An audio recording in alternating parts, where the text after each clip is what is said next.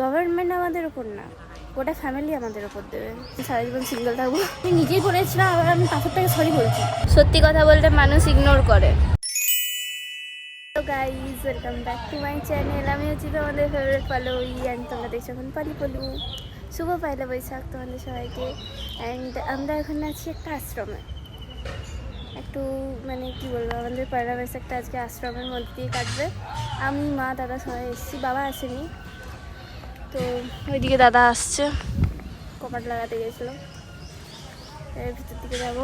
এদিকে আমার মায়ের আউটফিট, এটা আমার আউটফিট। ওইদিকে আমার দাদা আসছিল, কোন দিকে গেল, ওই যে ওইদিকে আমার দাদার আউটফিট। এখানে পরিবেশটা খুব সুন্দর। এদিকে একটা পুকুর আছে, এই গাছপালা, খুব সুন্দর পরিবেশটা এখানের, ফাঁকা ফাঁকা। বলতে চাস আমার গাইজদের? গাইজ, এটা হচ্ছে সেবাশ্রম, যোগাশ্রম। তোমরা কি এখানে কোনোদিন এসেছো?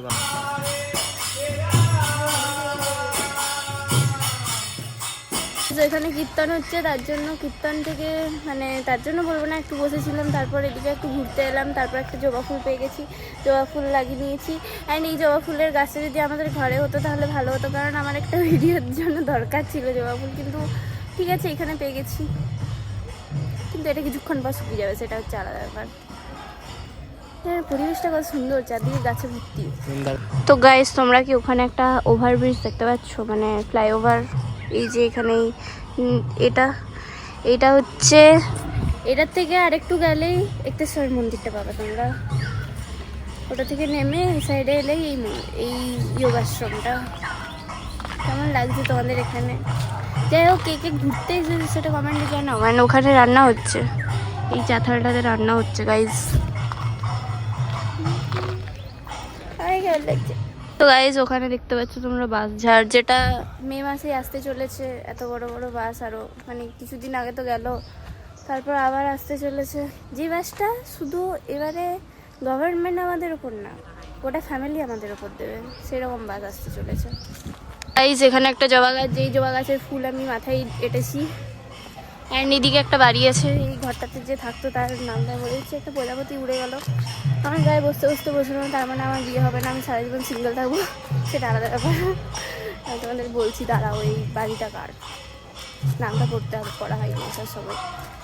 ওই যে ওই বাড়িটা দেখালাম, ওটা হচ্ছে শ্রী শ্রী বরদাকান্ত বন্দ্যোপাধ্যায়ের সাধনা কুণ্ড, মানে সাধনা যেখানে করে। অ্যান্ড এখানে একটা আছে সন্ন্যাসী ধানের মন্দির। অ্যান্ড এইদিকে আছে পুকুরটা, পুকুরের ইয়েটা, ঘাটটা এইদিকে আশ্রমটা। এখানটা আমি জানি না কি বটে, বাট দেখাচ্ছি তোমাদের। এদিকে একটা গাছ আছে, কি গাছ বলতে পারছি না আমি, সজনের গাছ নয়, সরি, আমি নিজেই বলেছিলাম, আবার আমি পাথরটাকে সরি বলছি। ভাবতে পারছি আমি কতটা জেন্টেলম্যান নাই, কি বলবো। এইদিকে কীর্তন হচ্ছে গাইজ, এটাই হচ্ছে আশ্রমটা, মেন আশ্রম গাইজ। এখানে হচ্ছে যজ্ঞকুণ্ড, যজ্ঞ হয় আই থিঙ্ক, আমি বলতে পারছি না, এটা জানতে হবে কি হয়। তো এদিকে হচ্ছে ঘাট, পুকুরের ঘাটটা। আমার দাদারা কোথায় গেল খুঁজে পাচ্ছি না, দেখতে হবে ওরা কোথায় আছে, ওদেরকে জিজ্ঞাসা করলে বুঝতে পেরে যাবো এটা কি বটে।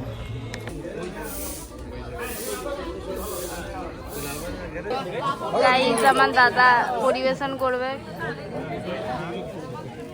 এ দাদা,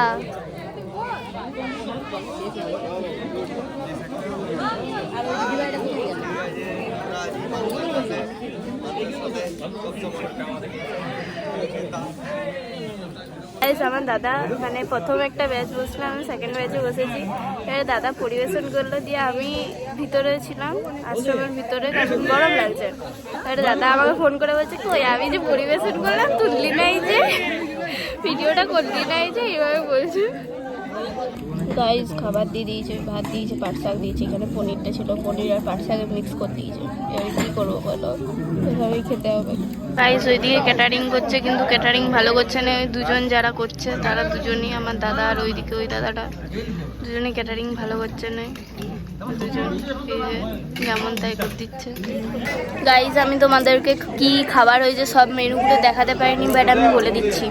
প্রথমে ছিল পোলাও, তারপর ছিল পনির, তারপর ভাত, শাক, যেটা আমার পনির আর শাকে মিক্স করে দিয়েছিল, ভালো ক্যাটারিং করতে পারেনি। যাই হোক, ভাত, শাক, তারপর আলু পোস্ত, শুক্তো, মিষ্টি, দই, আর কি যেন বলে ওটাকে, চাটনি, এগুলো ছিল। তো যাই হোক, ভালো খাইছে, ভালো লাগলো। কিন্তু এখন আমি বাড়ি যেতে পারবো না, কারণ আমার দাদা এখন ক্যাটারিং করছে, দাদার খাওয়া হবে, তারপর তো যাবো। বলো, একটা এখান থেকে অনেকক্ষণ ধরে ভাবছি যে দেখাবো দেখাবো, কিন্তু কাছ থেকে দেখাতে পারছি না। এখন দেখো এত সুন্দর লাগছে, জলটা একটু সবুজ হয়ে গেছে, বাট জায়গাটা বেশ ভালো লাগছে। তো গাইজ আমার দাদারা এখন খেতে বসেছে, খাচ্ছে। ওদের গিলা হলে তারপর বাড়ি যেতে পারবো। এখন ততক্ষণ একটু বসি। এতক্ষণ আমি আশ্রমের ভিতরেই বসেছিলাম, খেয়ে পর ভাবলাম এইখানটাতে একটু বসি। এখানে এতক্ষণে ফাঁকা হয়েছে, না হলে এতক্ষণ ধরে অনেক লোক ছিল, অনেক লোক। তার জন্য আমি এখানে একটু বসলাম, ফাঁকা আছে তার জন্য। তোমাদের সাথে একটু গল্প করতে পারবো, কারণ এতক্ষণ ধরে আমি আশ্রমটার ভিতরে গেলে এতগুলো লোকের মাঝে আমি তোমাদের সাথে গল্প করতে পারছি না। এখন গল্প করতে পারবো, বুঝলে? তো তার জন্য বসেছি। এই কত সুন্দর পরিবেশ লাগছে। আমার জবা ফুলটা শুকিয়ে গেল, তার জন্য ফেলে দিলাম। ফেলে দিইনি, মাটিটা দিয়ে দিয়েছি। গরম লাগছে একটু, এখানে একটু বেশি গরম। লোকগুলো না আমাকে দেখছে আর ভাবছে এই মেয়েটা খেপে গেছে। নিজের মনে বকছে, বাট নিজের মনে আমি বকি না, আমি ব্লগ করছি, ব্লগ। আমি তোমাদের সাথে বকছি। তা ক্যাটারিংয়ের দাদারা, এই যে দাদারা ক্যাটারিংয়ের, এই যে ক্যাটারিংয়ের দাদারা, একবার শুনবেন। এত বাজে ক্যাটারিং এর সিস্টেম কেন? বাজে আবার কি দিলাম কত পূর্ণ করলাম জানিস? তোর থেকে বেশি পূর্ণ আমি করলি,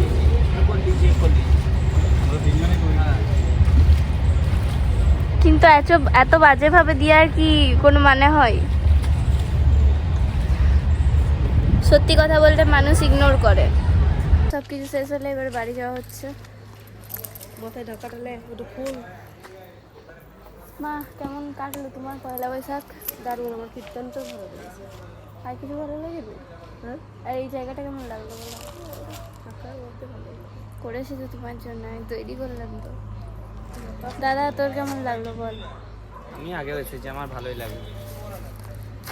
কে করেছে সেটা তো বল।